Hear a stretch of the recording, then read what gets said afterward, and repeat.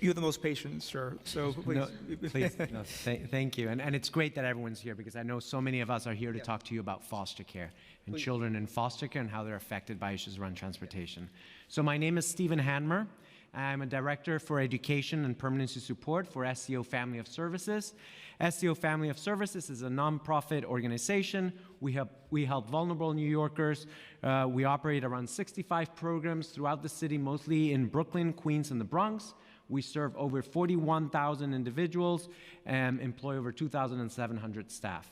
I specifically work in our foster care program, in which we currently care for approximately 800 children and youth in family and residential settings.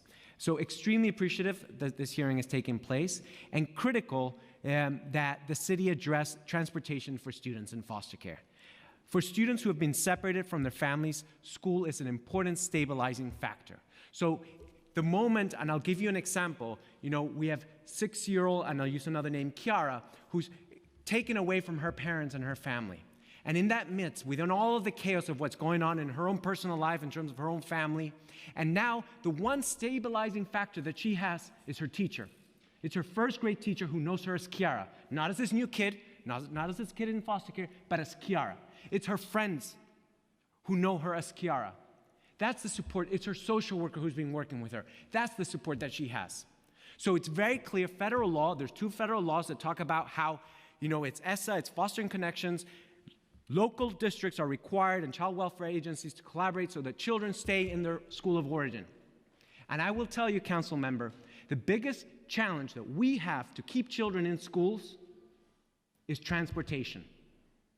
The biggest challenge that we have and ACS has in terms of placing children in foster homes, many times, is transportation. So let me go back to Kiara. This happened over the summer. Kiara's about to come. She's in the children's center, which is when children first go in, which is a horrifyingly sad place to be when you're and it's hard to find a foster home for her, for a foster parent who's going to be able to take Kiara back to her first grade classroom, because that's the school that's waiting for her. That's the teacher that's waiting for her. And we can't do that. Well, I can't ask a foster parent who has other children that she cares for and has her own job to be commuting 1 hour every day back and forth to take Kiara to school. She can't.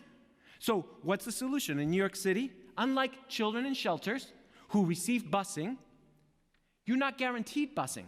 So, of course, and we put in through the OPT, we put in our request, and every request that we've put in has been denied. Or what's been allowed is like, what Kiara got? She got a Metro card. A 6-year-old got a Metro card. How can we accept that? And I can assure you that in the midst of all the chaos when a child comes into care, if we can deal with transportation, children will more quickly placed in foster homes. There'll be stability with that transportation, and staff, my education specialist, casework staff, we're running around trying to figure out how we're going to get Kiara to school. When there's so many other issues, we need to be working with Kiara's mom and dad. We need to be supporting the foster parent in this initial placement. We can't, 5,000 children in this city through the shelter system receive busing. We're talking of far fewer children in foster care. It is their inherent right. This is the least that we can do for children and families who are going through so much. It's not that much money, it's not that complicated, and this needs to be done, and would greatly appreciate if this is put into the law. Thank you. Is there a common theme in why the children are being denied this service?